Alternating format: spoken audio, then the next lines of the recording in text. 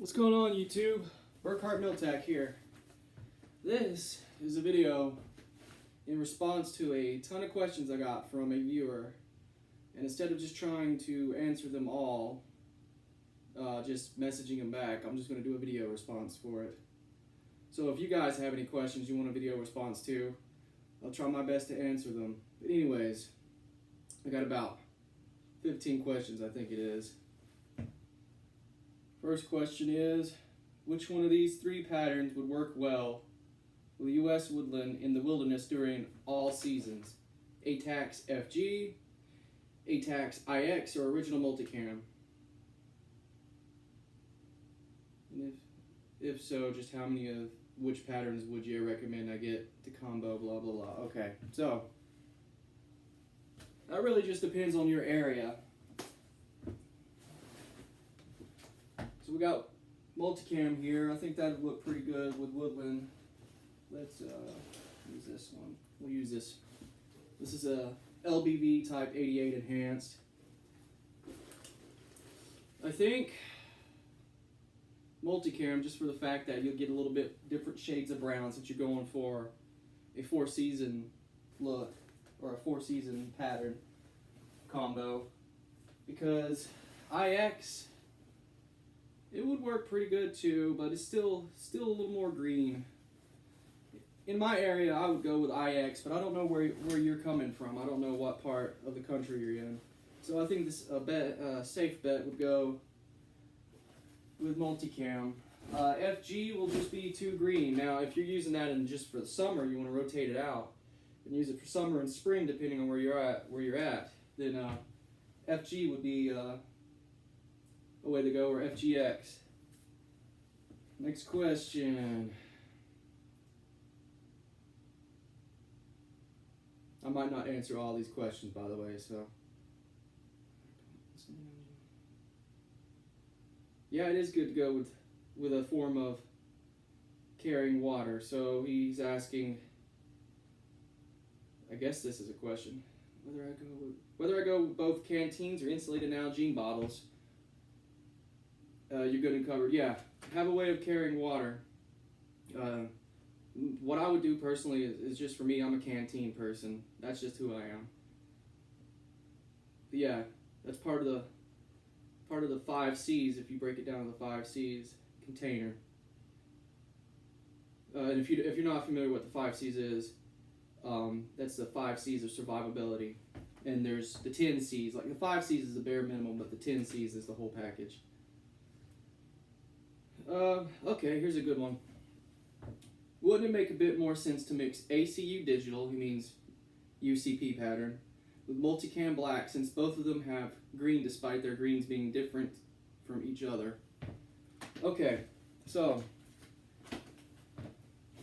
I classify urban/tactical patterns as light shade, dark shade. Right here we have ATAX, what is it, LEX, and here's your UCP pattern, or what he's calling ACU digital. Light, dark. I really wouldn't mix the two, especially UCP, because I don't really even consider that an urban pattern. I consider that more of like I would consider it a law enforcement pattern, because you're making your presence known. It only really works well in gravel. But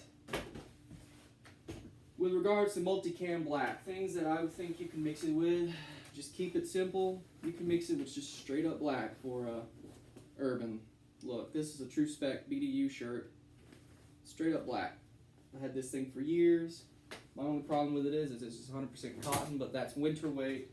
I used to wear that for a job. If you wanted a darker uniform pattern that you could possibly mix either way with light or dark urban/tactical patterns, I would go with this, because this is pretty much a healthy medium. Pretty much. This is proper. I forget what this pattern is actually called, actually. I think it's subdued urban digital. I think that's the pattern name. But this one is a healthy medium between the two. Let's see. You gotta excuse me, I just got everything piled over here for answers. But there it is with UCP. And there it is with Bloody X.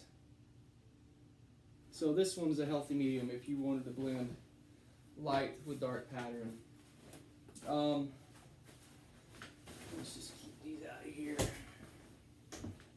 If you wanted to mix UCP with something, if that's just your only choice, or if you're very partial to it, which it's flooded the market, like in one of my previous videos states, it's flooded the market. But you can get, I got this for like $5 after shipping. UCP Flick Vest. You can blend it with, or mix it with Air Force ADU.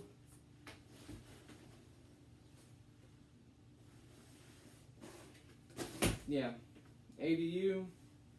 As for dark patterns, this is True Spec Midnight Digital Urban. It looks very similar to the Navy NWU Type 1. You can mix that with your darker patterns. I believe it'll go well with Multicam Black. I don't have any of that, by the way, but you can mix it with that. I wouldn't mix the brighter uniforms with the darker uniforms. Hopefully that answers your question.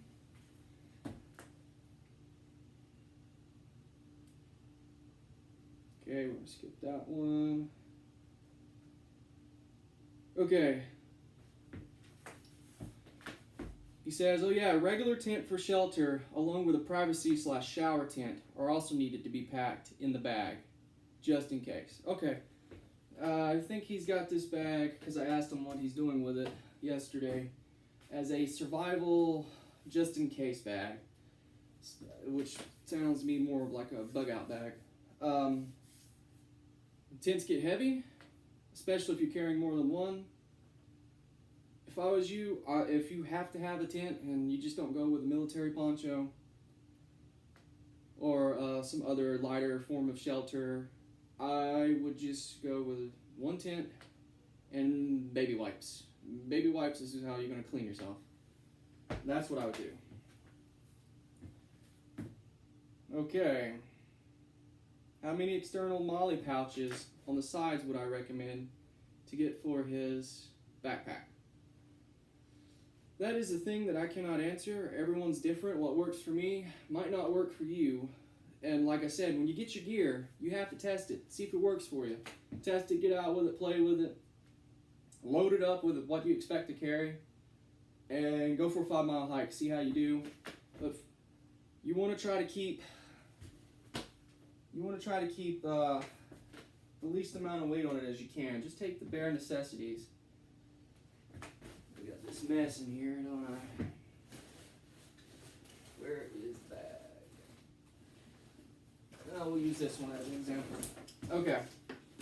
So, for your bag, you want to put, if you're going to have heavier external pouches, I would say put them on the side of your bag, right? As you see here, I got canteen covers and the knife.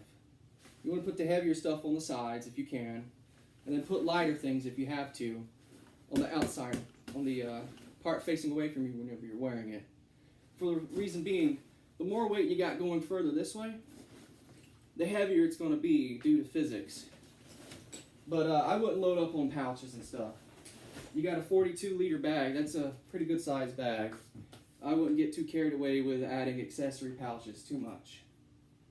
And then of course you can have your ground mat, or what I do, I have a butt pack on the bottom of it with my emergency shelter and rapid deployment ridgeline and all that. So don't get too carried away with accessorizing.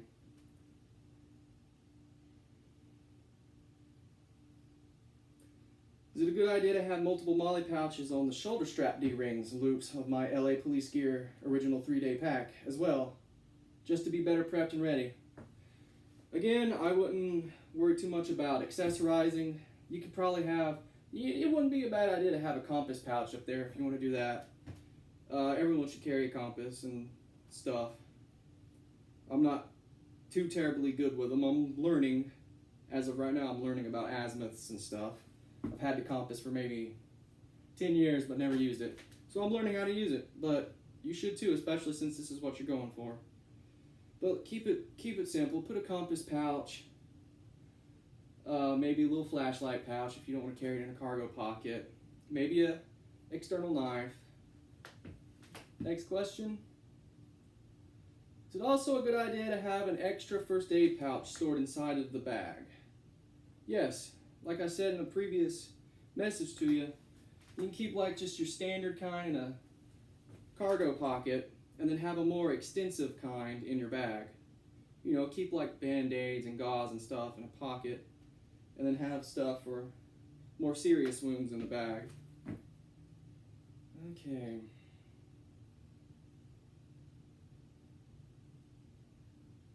Yep, that's a statement. And then if you're carrying a sidearm, okay. Despite being more of a wilderness, okay, this might be a good one. Despite being more of a wilderness pattern, wouldn't U.S. woodland in a way still blend work well in big built-up urban environments? The best thing to do for urban bug out is to not look like you're tactical or military at all, you know, tactical or whatever. You don't want to do that because it sounds like to me this is a bug out bag for you. You go around parading around in camis, you're just screaming, hey, I have supplies. Me, I don't focus on bug out stuff. I've read up on it by Creek Stewart and stuff because I do live next to a nuclear power plant, but I don't go straight up thinking that I'm going to get shot by people out in the woods or whatever. Some of y'all may call me crazy or whatnot, but that's just not my focus. But urban, yeah, you can use woodland anywhere, really. Most people will wear woodland downtown in the city. It's also an urban. When I say urban, I don't mean like a practical use urban military run good camouflage. I mean like it's just what everyone in the city wears around here. I'm in Chattanooga, Tennessee. There's all types of camo people wear every day. But if you're talking from a standpoint of I don't want to be seen in the city, I implore you to look up the gray man principle, where you basically wear just plain Jane stuff to where if someone tried to remember where you were, you just basically blend in with the crowd. That's the way I would go with that one.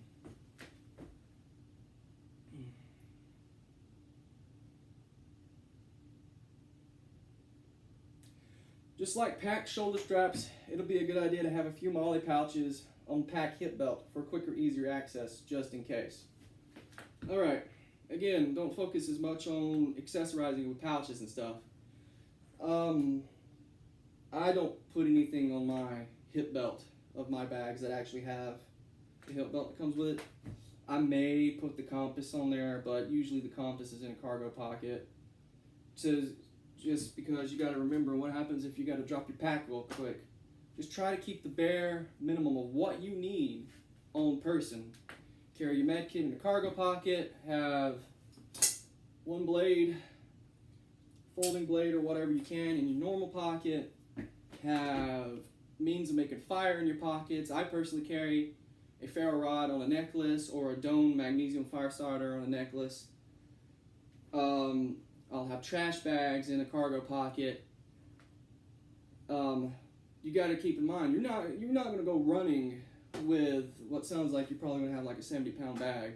You're not going to go running with that. And if you got to drop your load and get the hell out of Dodge, what are you going to do with all your knives and all your stuff? On person in the pockets. Next level is your belt. Carry what you want on that. I would recommend having a fixed blade. A full tang fixed blade, not a partial tang. And then what comes after that is your first line of shelter, which is your clothing, which could be, this is kind of considered shelter a little bit. It keeps light wind off me. Your next level would be sweaters. The next level after that would be winter gear, sniffle gear. Then you got your wets, your waterproofs, all that. And then you got your bag.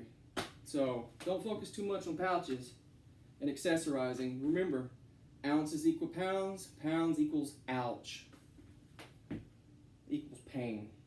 So if you're going around with 70 pounds of gear on, have fun.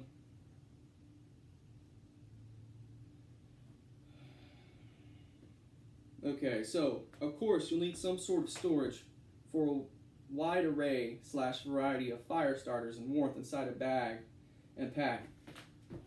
Okay, so you could follow the rules of 1 is none, 2 is 1, 3 is 2. Have redundancies on. Oh, sorry, that came out country. Have redundancies on your ways of making fire, cutting tools. Like I said, I have a pocket knife. I have a fixed blade knife that go on a belt. That belt does not come off, no matter what. I'd rather be lost in the woods with just a fixed blade knife than anything else. But have redundancies.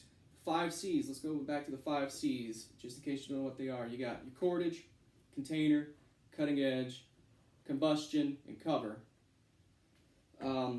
Make sure you have that on your person at all times. And then you can put the other 5 in a pack, but redundancies. So yeah, you don't put all your fire kit in the bag. Don't put all your cutting implements in the bag. Don't put all your water in the bag. Usually I break that rule and I have my canteens on my pack. But I do sometimes take a little, I don't know, it's a fold-up bladder-like thing that can fit in a cargo pocket. But for what you're talking about, make sure you got a canteen or some form of water on you. Metal will be the best. Uninsulated. Don't do the vacuum. Save that for your bags, because you cannot boil water in a vacuum container. It'll explode on you. But, yeah, that's good. You carry a fire starter, yeah, but, again, you don't have to take everything and the kitchen sink with you. Morris Kahansky said, the more you know, the less you carry. It's a good thing, because really, you don't want to be burdened down with so much weight. I mean, I don't know your situation. I don't know if you go out hiking or whatnot, but walking with 70 pounds in a bag on flat terrain, it's a lot easier than walking through the mountains with 70 pounds. Alright, that's all of his questions. So, if any of you guys have questions, especially if you're newer, because I'm not saying I'm the wizard of hiking. No, dear goodness, no, I don't get enough time out in the woods for that.